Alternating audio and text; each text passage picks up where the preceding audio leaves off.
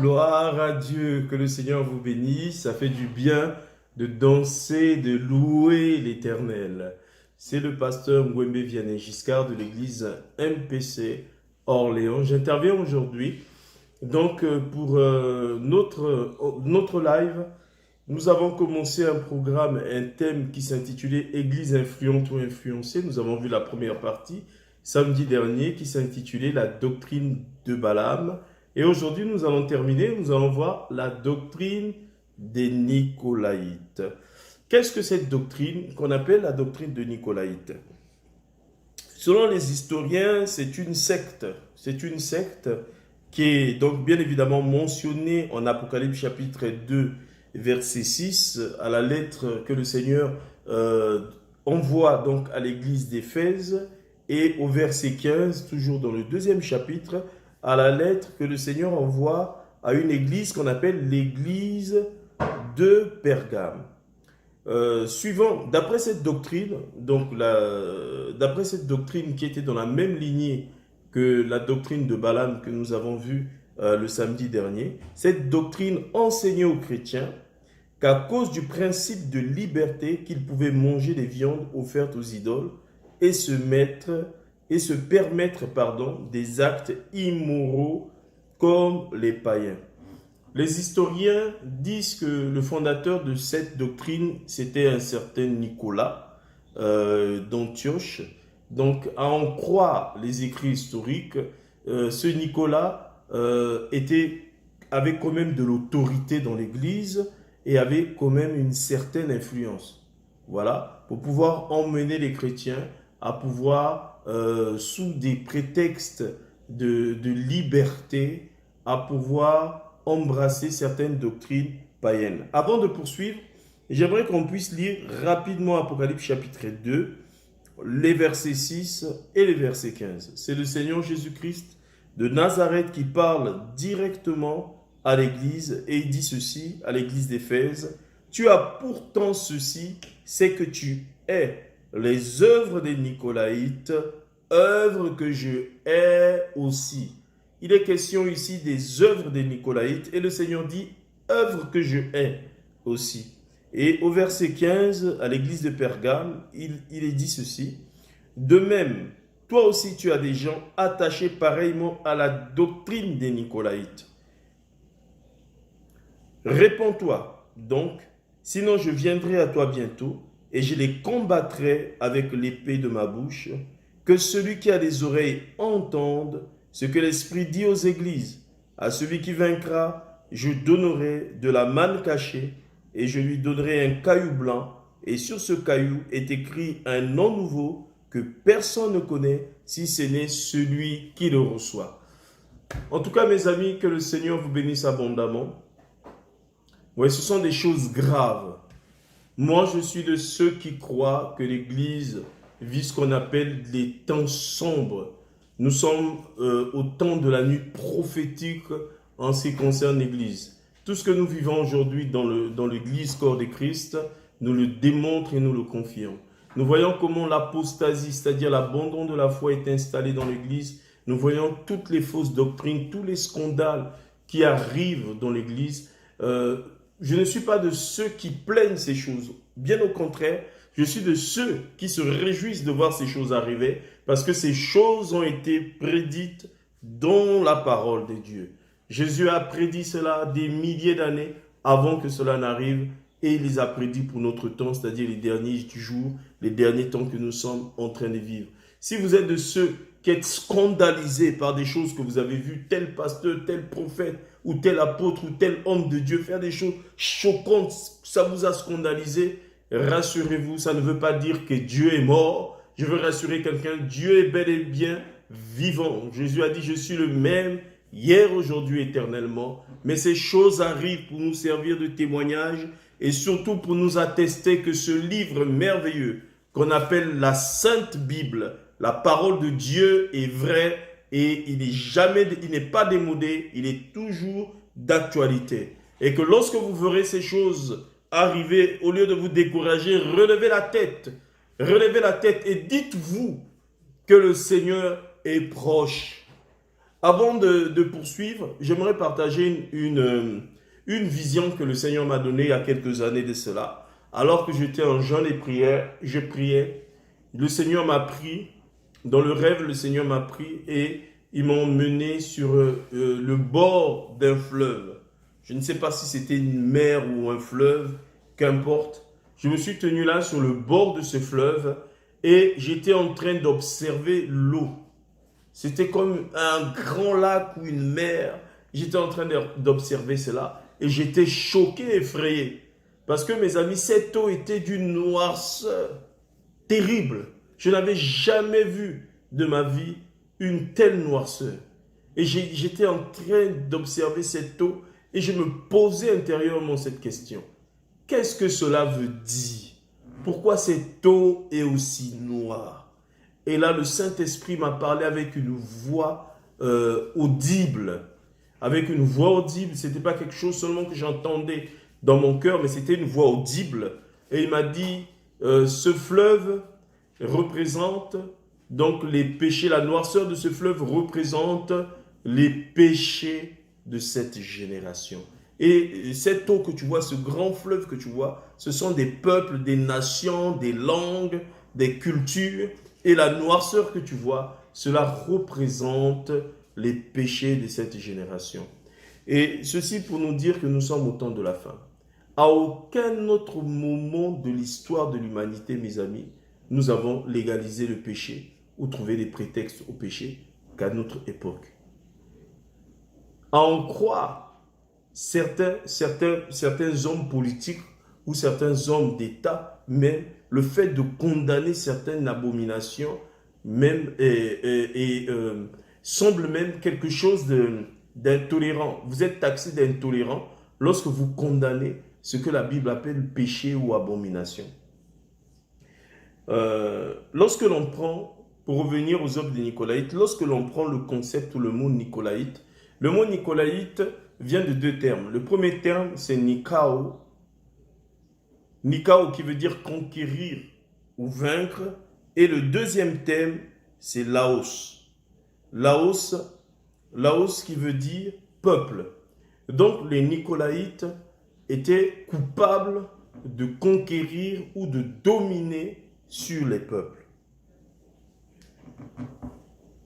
Avant de poursuivre, lisons Matthieu chapitre 24, versets 11 à 15. Le Seigneur Jésus dit, « Plusieurs faux prophètes s'élèveront et séduiront beaucoup de gens. Et parce que l'iniquité se sera accrue, la charité du plus grand nombre se refroidira. » Dans d'autres versions, il est dit, « L'amour du plus grand nombre se refroidira. Mais celui qui persévérera jusqu'à la fin sera sauvé. » Cette bonne nouvelle du royaume sera prêchée dans le monde entier pour servir de témoignage à toutes les nations. Alors viendra la fin. C'est pourquoi, lorsque vous ferez l'abomination de la désolation dont a parlé le prophète Daniel établi en lieu saint, que celui qui lise fasse attention. Voilà une parole prophétique qui a plusieurs sens dans la Bible. Mais ce que j'aimerais retenir ici, c'est que d'un point de vue prophétique, ce texte annonce non pas seulement l'établissement de l'antéchrist physiquement dans le troisième temple des Juifs qui sera reconstruit, mais aussi d'un point de vue spirituel, l'installation en lieu saint, c'est-à-dire dans l'église du Seigneur, de l'esprit d'abord de l'antéchrist, qui est un esprit d'idolâtrie, n'est-ce pas? Nous savons que tout ce qui remplace ou prend la place de Dieu ou discute avec Dieu, la place d'autorité dans le cœur de l'homme est une idole. Et ici, l'idolâtrie, la Bible appelle l'abomination de la désolation. Lorsque vous verrez l'abomination de la désolation établie en lieu saint, le mot abomination, dans le grec, selon le dictionnaire Strong, c'est délougma. Délougma, ici, qui veut tout simplement dire idole, quelque chose de sale, de méprisable, n'est-ce pas, établi en lieu saint. Donc, mes amis, la doctrine des Nicolaïtes, les Nicolaïtes étaient donc coupables de dominer sur les peuples. Et là, en l'occurrence, sur l'Église. Et n'oubliez jamais que d'après les historiens, le fondateur de cette secte n'était autre qu'un certain Nicolas d'Antioche. On n'a pas plus d'informations, ça reste à vérifier. Donc, n'était autre qu'un certain Nicolas d'Antioche qui jouissait déjà d'une grande renommée, n'est-ce pas, en son temps parmi les frères et les sœurs de l'Église de la première ère. C'est pour ça que tout naturellement, ce nom a été tiré, ce mot a été tiré de son nom Nicolas, n'est-ce pas, et Nicolaïte. Et à l'époque de ces Nicolas, comme nous l'avons dit un peu plus haut, à l'époque de Nicolas, cet homme influençait l'Église, c'est-à-dire les autres frères, il les enseignait sous prétexte de liberté, qu'ils pouvaient manger des viandes qui étaient offertes aux idoles et se permettre certains actes immoraux comme les païens, sous prétexte de la liberté. Voyez-vous, aujourd'hui, nous retrouvons les mêmes types de fonctionnement, les mêmes types d'esprit, le même esprit aujourd'hui dans l'Église. Aujourd'hui, il y a des choses que vous ne pouvez plus vous permettre de faire sous prétexte de liberté. Il y a des choses que vous ne pouvez plus vous permettre de condamner sous prétexte de tolérance. Lorsque vous vous levez, vous condamnez par exemple certaines abominations, on vous traite d'intolérant. Donc aujourd'hui, le diable a tellement infiltré l'Église, parce que le diable sait qu'il ne peut pas détruire l'Église de l'extérieur. Il a décidé, il a mis en place un autre plan machiavélique qui consiste à infiltrer premièrement l'Église et à détruire l'Église de l'intérieur par les fausses doctrines. Et les fausses doctrines ici, notamment les doctrines telles que la doctrine de Nicolaïde, consistent à servir les chrétiens, les asservir, les mettre sous un joug étranger, pour que la place que Dieu occupe dans leur cœur soit remplacée par autre chose. Et autre chose, ça peut être l'argent. Donc c'est maman. C'est-à-dire qu'aujourd'hui, les gens vont prêcher, ils vont faire des programmes, ils vont prier, ils vont se déplacer, faire le tour du monde pour aller apporter l'évangile, non pas parce qu'ils servent Dieu, mes amis, mais par amour pour l'argent. Et l'apôtre Paul dira quelque part, ils ne servent pas Dieu, mais ils servent leur ventre. Ça veut dire qu'ils poursuivent des intérêts égoïstes. Tout ce qu'ils font, ils ne le font pas pour Dieu, mais le font pour un gain sordide. Ils le font pour l'argent. Et nous voyons déjà ce type de serviteurs qui sont en train de marcher sur la surface de la terre. Ils ne peuvent rien faire sans l'argent. Pour prier pour vous, il faut que vous payiez. Pour prophétiser sur vous, il faut que vous payiez. Pour vous faire la délivrance, il faut que vous payiez. Pour faire votre cure d'âme, il faut que vous payiez. Tout ce que vous faites dans l'église, il faut payer. Ne confondons pas tout, bien évidemment. Je ne suis pas contre, moi-même je suis pasteur, je ne suis pas contre le fait de bénir son église. Je suis contre la commercialisation des dons et l'asservissement du peuple de Dieu, tel que le faisaient les Nicolaïtes dès la première ère de l'église. Le Seigneur Jésus-Christ a dit, je hais ces œuvres. Dieu hait cette manière de fonctionner. Et la Bible dit que plus que jamais le Saint-Esprit crie. Mes amis, nous sommes arrivés au temps de la nuit. Au temps de la nuit prophétique, au temps de la nuit dans le corps de Christ. Nous sommes arrivés au temps qui précède le lever du jour, où le Seigneur de gloire s'élèvera. C'est pourquoi un jour le Saint-Esprit m'a dit, ne dis plus Jésus revient bientôt, dis désormais Jésus revient maintenant. Tous les signes prophétiques de la venue du Seigneur Jésus se sont accomplis en notre période. L'apostasie aujourd'hui installée dans l'Église. L'argent a pris la place de Dieu. La renommée a pris la place de Dieu. L'amour des richesses de ce monde a pris la place de Dieu. Au lieu d'enseigner et d'attacher le cœur des enfants de Dieu à craindre Dieu, à vivre une vie de sainteté, de sanctification, nous sommes plus préoccupés par ce qu'ils peuvent nous apporter dans nos églises. Je ne suis pas contre les dîmes, les offrandes, ce sont des bonnes choses. Je suis de ceux qui disent, il faut le faire, parce que telles sont les ordonnances du Seigneur. Mais je suis contre le fait que l'on puisse favoriser de telles choses, de telles pratiques au détriment de l'âme des gens, des gens qui sont en train de mourir. Comment nous pouvons dire aux gens, même s'ils paient leurs dîmes, leurs offrandes, alors que leur vie est pitoyable, qui sont esclaves de l'impudicité, esclaves des péchés ou du style de vie de ce monde, n'est-ce pas, qu'ils sont sauvés, qu'ils iront au ciel. Il est temps vraiment que nous puissions revenir au basique, à la repentance.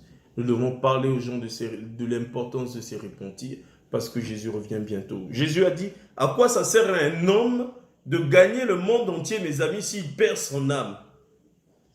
Aujourd'hui, nous prêchons plus des ministères, nous prêchons plus sur des pasteurs. Qu'est-ce que cela me coûte à moi ou vous coûte à vous de vous lever, de mettre votre énergie pour défendre la réputation d'un pasteur ou du X ou telle personne? Cela n'a aucun sens, mes amis. Celui qui justifie, c'est Dieu.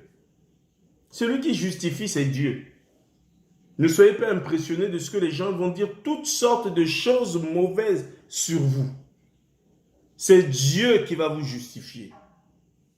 C'est Dieu, là où même ils vous accusent, c'est là où Dieu va les confondre. Ils seront dans la confusion. Donc ne perdez pas votre temps à cela. Mettez votre énergie à prêcher l'évangile. Parlez de Jésus aux gens.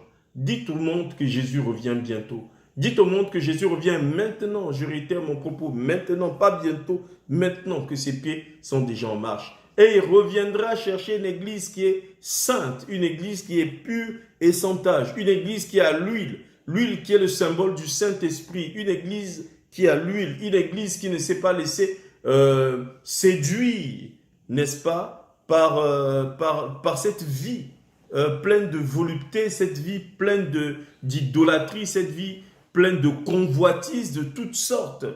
Mais une église qui a passé son temps dans la présence de Dieu, une église qui s'est préparée comme les 5 vierges qui s'étaient préparées, qui avaient préparé leur lampe lorsqu'elles ont entendu le cri de minuit, lorsqu'elles ont entendu le cri qui annonçait la venue de l'époux. Voici l'époux.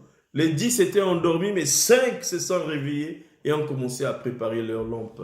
Et plus que jamais, le Saint-Esprit crie dans notre génération. Des voix s'élèvent. Aujourd'hui, je suis de ceux qui croient que Dieu a déjà levé une nouvelle génération de serviteurs de Dieu. Une nouvelle génération d'hommes de Dieu, mes amis, qui ne sont pas connus, mais que le Saint-Esprit va faire connaître. Ceux-là qui n'ont pas fléchi les genoux, selon l'expression qui a été utilisée dans l'Ancien Testament, donc au temps d'Élie, qui n'ont pas fléchi les genoux devant Baal et devant Astarté. Baal et Astarté sont les symboles de l'idolâtrie de ce monde que nous connaissons, l'amour de l'argent, l'amour des choses de ce monde, qui se sont détournés de la vérité, qui n'ont pas fait naufrage par rapport à la foi.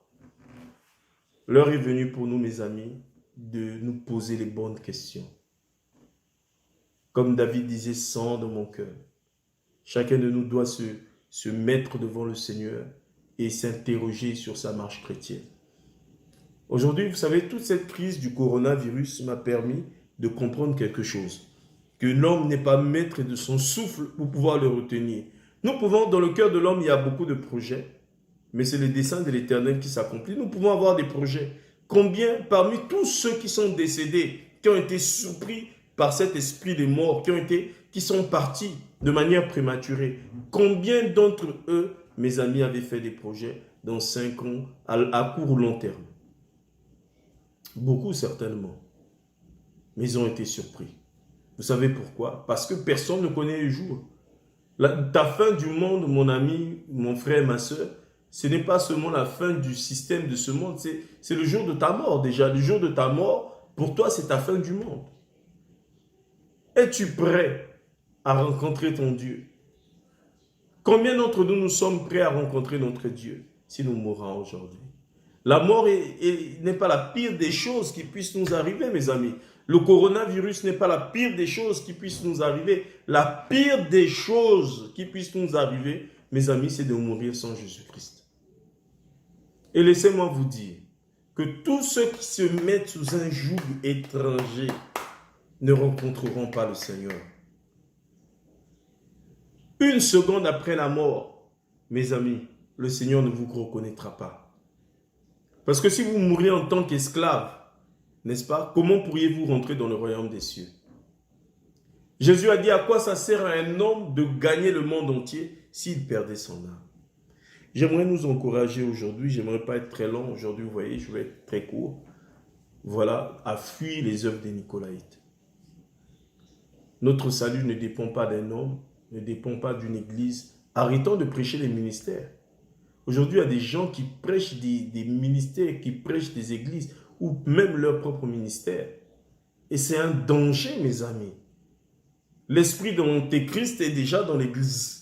Jésus a dit, lorsque vous verrez l'abomination établie en lieu saint, comment des gens sensés qui lisent la parole de Dieu peuvent accepter de faire un culte, par exemple, où tout le monde est dénudé?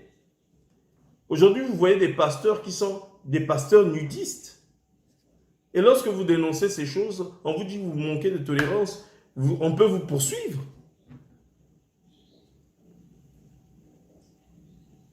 Mes amis, nous sommes dans les derniers temps. Plus que jamais, le Saint-Esprit crie. Il est temps de vous poser la bonne question. Êtes-vous au bon endroit? Est-ce que l'église locale que vous fréquentez, est-ce que Dieu est réellement là? Je ne dis pas est-ce qu'il y a la foule. Parce que la foule n'est pas la garantie de la présence de Dieu. Si vous êtes nombreux sans Dieu, mes amis, mais en réalité, vous êtes malheureux, puisque la majorité, ce n'est pas le nombre de personnes, la majorité, c'est lorsque Dieu est avec vous. Vous pouvez être dans une église de moins de 100 personnes et avoir Dieu. Vous pouvez être dans une église de 10 000 personnes, une méga church, sans Dieu. Vous pouvez aussi être dans une église de 10 000 personnes avec Dieu, bien évidemment. Ne confondons pas tout. Il y a des pasteurs qui font très bien leur travail et ceux-là, j'aimerais les féliciter. Aujourd'hui, il y a des pasteurs, que ce soit dans la francophonie et tout ça, qui sont comme des pères, qui donnent un bon exemple. Ceux-là, il faut les encourager. Voilà. Je suis aussi, j'aimerais quand même le dire, je suis aussi contre cette pratique qui consiste tout le temps à vilipender, à salir la réputation de certains hommes de Dieu sans preuve. Shakespeare disait il est criminel de condamner sans avoir investigué. Mes amis, donc, gardez-vous de condamner des gens ou des ministères sans avoir des preuves solides, parce que Dieu vous demandera des comptes. Ne courons pas les risques non plus, mes amis, de combattre Dieu en combattant un homme de Dieu qui est réellement de Dieu. Il y a des vrais prophètes de Dieu. Je réitère mon propos. Je suis de ceux qui croient au ministère prophétique. Je suis de ceux qui croient au surnaturel de Dieu. Souvenez-vous ce que je vous ai déjà expliqué, ce que Martin Luther disait, le diable n'est que le singe de Dieu. Il imite tout ce que Dieu fait. Si vous voyez toutes ces choses, réjouissez-vous. Si nous voyons toute cette médiocrité dans l'Église, la sorcellerie, les œuvres de Nicolaïtes, les doctrines de Nicolaïtes, les doctrines de Balaam, toutes ces choses sont dans l'Église. Toutes ces choses scandalisent, ok. Mais nous, les véritables enfants de Dieu que nous sommes, nous devons nous réjouir de voir toutes ces choses parce que la Bible les a prédites, simplement. La Bible les a annoncées d'avance. Et ces choses doivent arriver. Jésus a dit, mais ça ne sera pas encore la fin. L'amour du plus grand nombre se refroidira. N'est-ce pas ce que nous voyons? Aujourd'hui, les chrétiens utilisent les réseaux sociaux pour se combattre mutuellement, s'insulter ou comparer leur code de popularité. Mais qu'est-ce qu'on en a à faire de votre code de popularité? Le plus important, c'est que Dieu puisse vous reconnaître. Et tout cela, mes amis, nous ne le saurons qu'au dernier jour. Vous pouvez passer sur les réseaux sociaux, à la télé ou sais-je, pour dire que vous êtes vrai et avoir les arguments pour cela. Mais celui qui convainc n'a toujours pas raison. Vous serez vrai si Dieu déclare que vous êtes vrai. Et au dernier jour, mes amis, c'est Dieu qui doit confesser votre nom si Dieu vous connaît. Mais s'il y a une personne qui sait si vous êtes vrai ou si vous êtes faux, c'est vous-même. Si vous ne marchez pas réellement avec Dieu, lorsque vous vous levez du haut de votre chair, vous savez que vous êtes faux. Même si les gens vous accordent du crédit, vous savez que vous êtes faux et que l'Esprit de Dieu n'est pas avec vous. Et le Saint-Esprit m'a dit que le temps de Saphira Nianias reviendra dans l'église. Le Seigneur, le jugement de Dieu va commencer dans la maison de Dieu. Dieu va commencer à purer son église pour préparer ses enfants au retour du grand roi, le Seigneur Yehoshua HaMashiach, le Seigneur Jésus-Christ de Nazareth, le Fils du Dieu vivant, celui qui a dit « Je reviens bientôt » et ne manque jamais sa parole. Si nous croyons les promesses des prophéties, si nous croyons les promesses des miracles, si nous croyons les promesses des guérisons, nous devons aussi croire les promesses de son retour. Méfiez-vous des fausses doctrines et des faux pasteurs. Examinez les choses avant de leur prêter votre foi ou votre confiance. C'était le pasteur Ngwembe Vianney Giscard de l'église MPC Orléans, votre frère. Soyez bénis.